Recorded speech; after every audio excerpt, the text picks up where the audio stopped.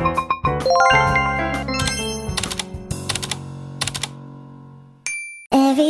asking how we doing, say we good. Don't need no one to tell me how to live just like they would. It ain't their business, but they in it, I don't know why. Revolved around my life after I found another. Assalamualaikum warahmatullahi wabarakatuh. Halo teman-teman, perkenalkan nama saya Jusan Hewa dengan IPM 23042811022 dari Prodi PGSD Fakultas Keguruan dan Ilmu Pendidikan Universitas Merangin. Di sini saya akan membuat tugas dengan mata kuliah tematik terpadu dengan dosen pengampu Ibu Fitri Asli MPD. Materi yang pertama yaitu definisi, tujuan, latar belakang, serta ruang lingkup pembelajaran tematik. Definisi tematik. Pembelajaran tematik sering disebut dengan pembelajaran terpadu. Hal ini karena pembelajaran tematik itu menjadi salah satu model pembelajaran terpadu yang menggunakan tema untuk mengaitkan beberapa mata pelajaran sehingga memberikan pengalaman bermakna bagi siswa. Terpadu berarti mengkombinasikan dari aspek pedagogi, epistemologi, sosial, sampai psikologi. Oleh karena itu, realisasinya dengan menggabungkan beberapa mata pelajaran dalam satu kesatuan tema pembelajaran. Tujuannya, pembelajaran tematik dapat membantu siswa dalam membentuk kebulatan pengetahuan sehingga penguasaan konsep menjadi lebih baik. Siswa dapat membangun keterkaitan antara pengetahuan dan pengalaman secara lebih komprehensif. Sementara itu, waktu bagi guru jauh lebih hemat. Hal ini karena mata pembelajaran yang disajikan secara terpadu dapat dipersiapkan sekaligus diberikan dalam waktu yang relatif lebih efektif. Latar belakangnya yaitu pengertian pendidikan sudah jelas sekali dijelaskan dalam Undang-Undang Sistem Pendidikan Nasional Republik Indonesia Nomor 20 Tahun 2003. Selanjutnya, sekolah dasar sebagai institusi formal memiliki pedoman terkait dengan kurikulum yang saat ini berlaku dan digunakan dalam Permendikbud RI Nomor 67 Tahun 2013. Pada muatan pembelajaran tercantum pelaksanaan kurikulum 2013 pada SD atau madrasah dilakukan melalui pembelajaran dengan pendekatan tematik terpadu pada kelas 1 sampai kelas 6. Ruang lingkup pembelajaran tematik. Untuk ruang lingkupnya meliputi semua kompetensi dasar dari semua mata pelajaran dalam hal ini misalnya mata pelajaran bahasa Indonesia, PPKN, matematika, IPA, IPS, PJOK, serta seni budaya dan prakarya yang dipadukan dalam satu tema. Fungsinya sebagai pemersatu kegiatan pembelajaran dengan memadukan beberapa mata pelajaran sekaligus. Perpaduan antara mata pelajaran yang selanjutnya disebut dengan pembelajaran tematik mengandung tema, subtema, dan pembelajaran. Materi yang kedua yaitu landasan filosofis, fisiologis, dan yuridis pembelajaran tematik. Landasan filosofis dalam pembelajaran tematik sangat dipengaruhi oleh 3 aliran filsafat. Yang pertama yaitu progresivisme, yang kedua konstruktivisme, yang ketiga humanisme. Aliran progresivisme memandang proses pembelajaran perlu ditekankan pada pembentukan kreativitas pemberian sejumlah kegiatan suasana yang alamiah atau natural dan memperhatikan pengalaman siswa. Aliran konstruktivisme melihat pengalaman langsung siswa sebagai kunci dalam pembelajaran. Menurut aliran ini, pengetahuan adalah hasil konstruksi atau pembentukan manusia. Manusia mengkonstruksi pengetahuan melalui interaksi dengan objek, fenomena, pengalaman, dan lingkungannya. Sementara aliran humanisme melihat siswa dari segi keunikan atau kekhasan, potensi, dan motivasi yang dimilikinya. Landasan psikologis. Landasan psikologis dalam pembelajaran tematik terutama berkaitan dengan psikologi, perkembangan peserta didik, dan psikologi belajar. Psikologi perkembangan diperlakukan terutama dalam menentukan isi atau materi pembelajaran tematik yang diberikan kepada siswa agar tingkat keluasan dan kedalamannya sesuai dengan tahap perkembangan peserta didik. Psikologi belajar memberikan kontribusi dalam hal bagaimana isi atau materi pembelajaran tematik tersebut disampaikan kepada siswa dan bagaimana siswa harus mempelajarinya. Landasan yuridis. Landasan yuridis dalam pembelajaran tematik berkaitan dengan berbagai kebijakan atau peraturan yang mendukung pelaksanaan pembelajaran tematik di sekolah dasar. Landasan yuridis tersebut adalah Undang-Undang Nomor 23 Tahun 2002 tentang Perlindungan Anak yang menyatakan bahwa setiap anak berhak memperoleh pendidikan dan pengajaran dalam rangka pengembangan pribadinya dan tingkat kecerdasannya sesuai dengan minat dan bakatnya. Materi yang ketiga yaitu karakteristik pembelajaran tematik serta keunggulan dan kelemahan pembelajaran tematik. Pembelajaran tematik memiliki karakteristik sebagai berikut. Yang pertama yaitu berpusat pada siswa. Yang kedua, memberikan pengalaman langsung. Yang ketiga, pemisahan mata pelajaran tidak begitu jelas. Yang keempat, menyajikan konsep dan berbagai mata pelajaran. Yang kelima, bersifat fleksibel. Yang keenam, hasil pembelajaran sesuai dengan minat dan kebutuhan siswa. Keunggulan pembelajaran tematik. Yang pertama yaitu pengalaman dan kegiatan pembelajaran siswa akan lebih relevan dengan tingkat perkembangannya.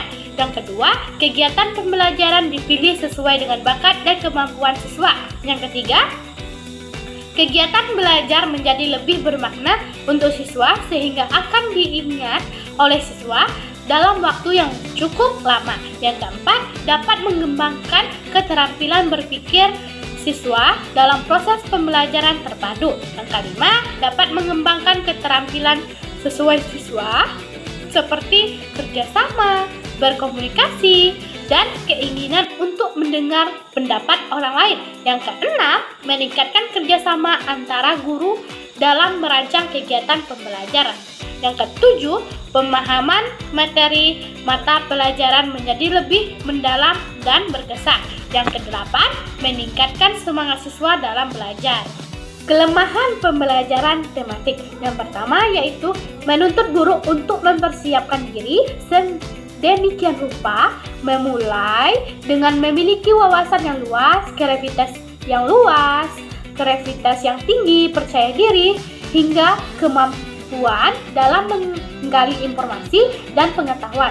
Tanpa persiapan yang matang, pembelajaran tematik akan sulit untuk diterapkan. Yang kedua, pembelajaran tematik mengharapkan siswa untuk memiliki kreativitas dan kemampuan akademik agar keterampilan mereka dapat terbentuk saat pembelajaran dilakukan. Yang ketiga, yaitu memerlukan sarana dan sumber belajar yang bervariasi. Yang keempat, memerlukan dasar kurikulum yang fleksibel. 5, yaitu membutuhkan cara penilaian yang menyeluruh atau komprehensif. Materi yang keempat yaitu prinsip-prinsip implikasi serta langkah-langkah pembelajaran tematik. Prinsip-prinsip pembelajaran tematik.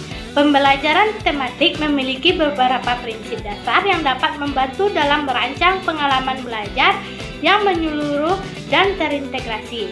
Prinsip-prinsip tersebut antara lain yang pertama yaitu interdisiplin, yang kedua keterkaitan konteks, yang ketiga aktivitas bebas proyek, yang keempat kolaborasi, yang kelima pembelajaran berbasis pengalaman, yang keenam diferensiasi. Implikasi pembelajaran tematik. Yang pertama yaitu integrasi materi, mengintegrasikan berbagai disiplin ilmu dalam satu tema untuk meningkatkan pemahaman konsep. Yang kedua, relevansi kontekstual, memastikan bahwa materi pembelajaran terkait dengan konteks kehidupan sehari-hari siswa untuk meningkatkan keterkaitan dan motivasi belajar. Yang ketiga, pengalaman aktif, memberikan pengalaman belajar yang aktif dan terlibat melalui kegiatan proyek atau eksplorasi. Yang keempat, kolaborasi, yaitu mendorong kerjasama antar siswa guru dan mungkin juga komunitas atau ahli bidang terkait. Yang kelima, yaitu diferensiasi, mengkomunikasikan kebutuhan belajar yang beragam melalui penggunaan pendekatan yang fleksibel. Langkah-langkah pembelajaran tematik. Yang pertama yaitu identifikasi tema. Pilihlah tema yang relevan dengan kurikulum yang menarik bagi siswa. Yang kedua, perencanaan kurikulum. Yang ketiga, pengembangan materi pembelajaran. Yang membuat materi pembelajaran yang sesuai dengan tema, mencakup berbagai disiplin ilmu, dan menarik bagi siswa. Yang keempat, implementasi evaluasi dalam kelas dengan memberikan kesempatan bagi siswa untuk berpartisipasi dalam kegiatan proyek atau eksplorasi. Evaluasi dilakukan dengan mengukur pemahaman dan pencapaian siswa. Materi yang kelima yaitu model Webber, interactive, serta connected. Yang pertama, kita akan menjelaskan apa itu model pembelajaran Webber atau jaringan laba-laba, yaitu model pembelajaran yang dalam penerapannya menggunakan pendekatan tematik. Yang kedua, model pembelajaran connected atau keterhubungan, yakni model pembelajaran yang mengaitkan antara satu tema dengan tema yang lain atau satu topik dengan topik yang lain dalam suatu pembelajaran. Yang ketiga, yaitu model pembelajaran integrated atau keterpaduan, yakni model pembelajaran yang dalam penerapannya menggunakan pendekatan antar satu bidang studi dengan bidang studi yang lainnya. Materi yang keenam yaitu pemetaan tema, cara menentukan tema dalam pembelajaran tematik serta prinsip pengembangan dan pemilihan tema.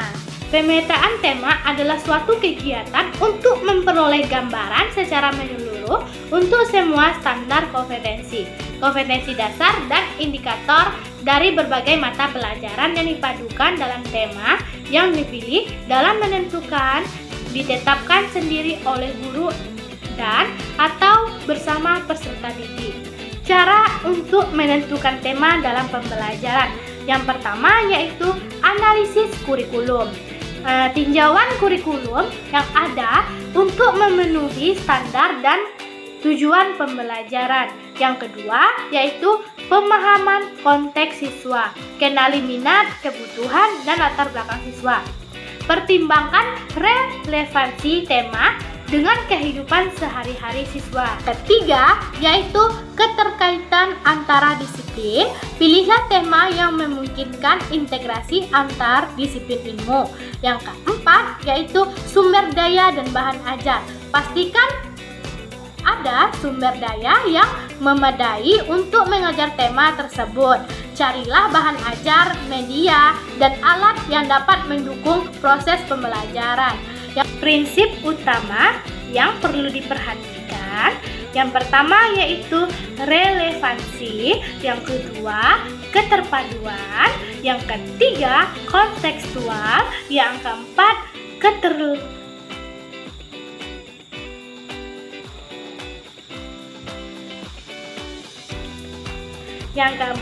keterjangkauan, yang kelima menarik dan motivasi, yang keenam berkelanjutan, yang ketujuh fleksibel, yang kedelapan keterlibatan aktif, yang kesembilan nilai edukatif, yang kesepuluh evaluasi dan refleksi. Materi yang terakhir atau yang ketujuh yaitu elemen-elemen dasar dalam pembelajaran tematik. Komponen pembelajaran tematik. Yang pertama yaitu bahan ajar. Kategori bahan ajar dikelompokkan menjadi 4 kategori. Yang pertama yaitu bahan ajar cetak.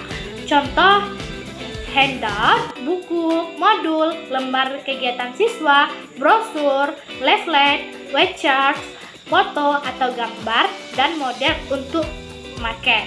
Yang kedua, bahan ajar audio. Contohnya yaitu kaset, radio, piring hitam. Yang ketiga, bahan ajar audio visual.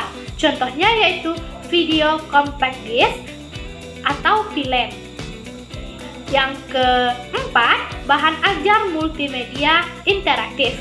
Contohnya yaitu CD, multimedia pembelajaran interaktif, dan bahan ajar berbasis web. Yang kedua, yaitu integrasi, menggunakan beberapa kombinasi dalam mengatur aktivitas pembelajaran seperti kelas klasikal, kelompok kecil, berpasangan, dan kegiatan individu. Yang ketiga, yaitu kolaborasi. Guru dan siswa belajar bersama-sama pada masyarakat sebagai sumber belajar. Komponen ini sangat penting. Orang tua dapat memberikan peran penting dalam berbagai pengalaman dan keahlian mereka. Kelima, yaitu waktu. Pada umumnya, untuk merencanakan pembelajaran tematik dari topik yang akan dibahas, hal ini sangat penting karena pembelajaran dimaknai sebagai keterpaduan dan kolaboratif menentukan untuk membangun dan mempertahankan motivasi. Yang keenam, pemberdayaan. Guru yang dapat melepaskan otoritas tradisional di dalam kelas dan memperdayakan siswanya untuk mengambil peran lebih aktif dalam pembelajaran merupakan guru yang berdaya. Baik, kurang dan lebihnya saya mohon maaf. Saya akhiri dengan wassalamualaikum warahmatullahi wabarakatuh.